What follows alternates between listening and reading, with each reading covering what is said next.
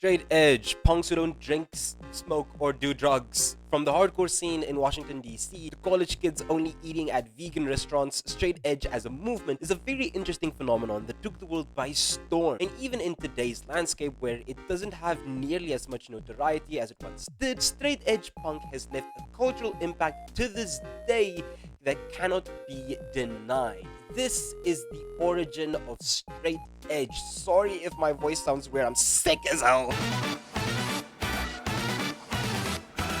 Before we get into the history of straight edge, it's important to know where it came from. Straight edge started as a subculture of hardcore, which was already a subculture of punk. Punk started with a bunch of old school bands known as proto-punk bands that laid the foundation for the culture we know today. Contrary to popular belief, punk and proto-punk didn't start in the UK, and in fact started in the streets of late 1960s New York and Detroit. Bands such as MC5, Stooges, Alice Cooper, New York Dolls, The Velvet Underground, etc. would influence the landscape with their outrageous hair, distressed clothing, and hyper-feminine, almost androgynous style, which would popularize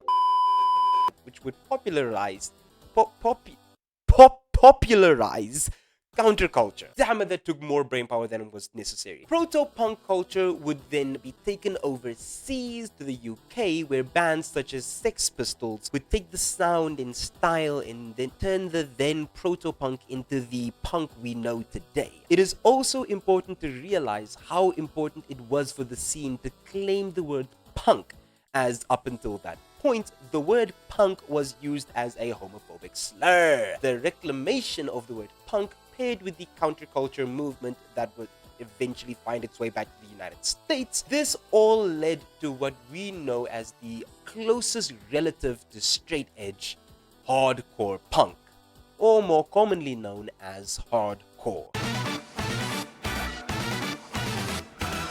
Hardcore is an interesting movement because in a time before the internet, hardcore started all across the United States at the exact same time. Initially started out of necessity, newer punk bands at the time were kind of broke and needed ways to still make their music and get their music out there to as many people as possible. They started using venues that didn't have a bar because this way they could get fans to come and watch their shows that were underaged as well, ensuring they'd always have as many people watching their performances as possible. Their lyrics would often be extremely harsh and violent, but would always contain the same anarchist, anti-establishment, and anti-society message. The music was fast, abrasive, unpleasant, and yet this is the very reason why the subculture gained such notoriety. Their sonics, the sonics of their songs, didn't fit with what society deemed as good music. Bands such as Black Flag, Bad Brains, and Discharge would take the world by storm, and it would be none other than the latter who would influence the man who would become known as the father of straight edge. Born in 1962, Ian MacKaye was a punk kid from Washington, D.C. He had very strong anti-establishment beliefs stemming from his love of milk, which I know might sound weird, but trust me, it makes sense. As a kid, Ian had a very strong love of milk, a love that got to the point of obsession. Ian genuinely believed that milk was a source of life. So when he realized that companies only use this as a marketing ploy, he won't actually die if he doesn't drink milk, he developed a strong hatred for the establishment. Ian found himself getting into skateboarding culture, but he wasn't very good and wasn't a big fan of the music in the skateboarding scene. Ian felt like an outcast even though he was from the outcasts. But everything changed when his friend took him to a hardcore show where the hardcore band known as Discharge was performing. Ian originally hated the music, finding it very grating and harsh, but after sneaking into a show through an open window, he fell in love with the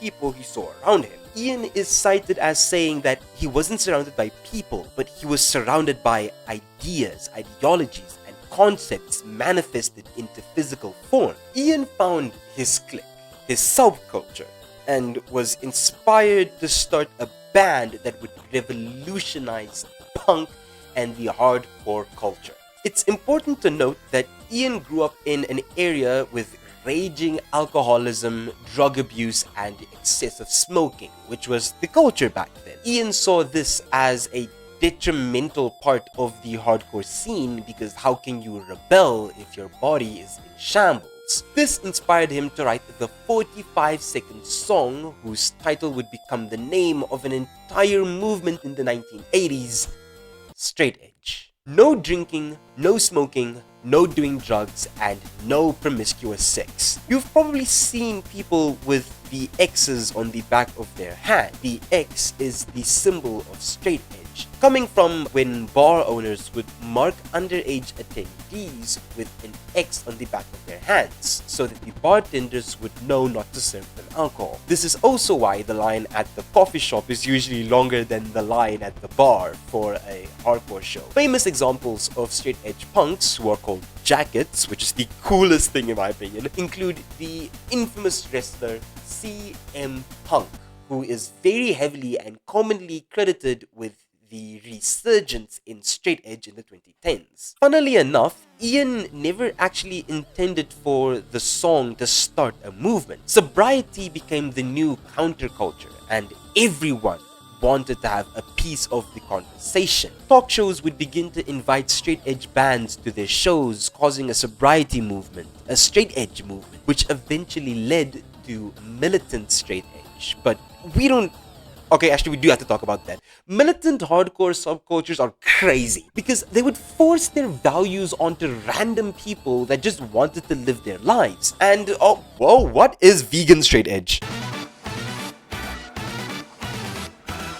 As is the status quo with most subcultures, straight edge ended up getting a lot of its own subcultures and variants. Some of these people refused to use caffeine, whilst others chose to lead a vegetarian lifestyle. There was, however, one subculture that took this to the extreme.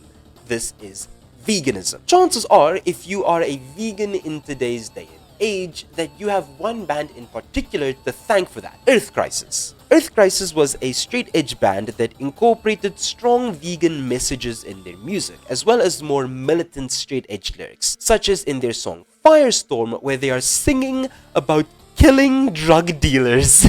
Earth Crisis also started the militant veganism movement that a lot of vegans still practice to this day. Vegans such as That Vegan Teacher, Vegan Booty, and many more are coined as the modern day frontrunners of militant veganism. This all comes from the fact that the 90s were a weird time for punks. You were kind of in between movements. The 60s had proto-punk, which prioritized counterculture fashion. The 70s had punk and hardcore that had very strong apolitical opinions and views incorporated into their lyrics. The 80s had straight edge, but the 90s were just filled with rebels without a cause.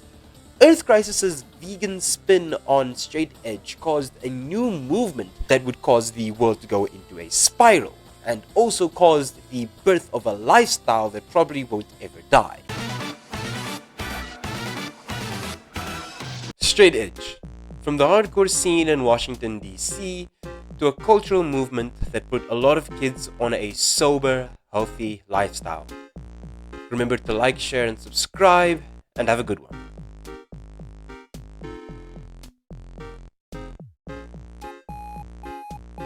How do we feel about the fact that That Vegan Teacher has a SoundCloud?